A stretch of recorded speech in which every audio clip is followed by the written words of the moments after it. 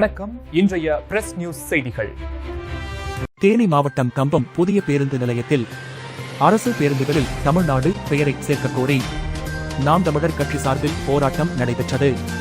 தேனி மாவட்டம் கம்பத்தில் நாம் தமிழர் கட்சி சார்பில் அரசு பேருந்துகளில் தமிழ்நாடு என்ற பெயரை சேர்க்க கோரி போராட்டம் நடைபெற்றது. தமிழகம் முழுவதும் நடைபெற்று வரும் இந்த போராட்டத்தின் ஒரு பகுதியாக இன்று கம்பம் புதிய பேருந்து நிலையத்தில் கம்பம் நகர நாம் தமிழர் கட்சியின் சார்பில் மதுரை மண்டல ஒருங்கிணைப்பாளர் சுரேஷ்குமார் தலைமையில் ஆண்கள் மற்றும் பெண்கள் என 50க்கும் மேற்பட்ட கட்சியினர் கலந்து கொண்டனர்.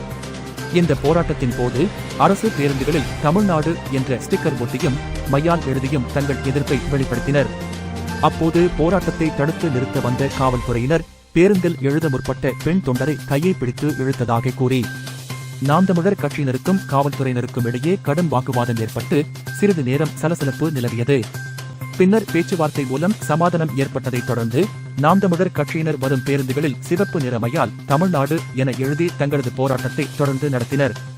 இந்த சம்பவம் கம்பம் பகுதியில் பரபரப்பை ஏற்படுத்தியது.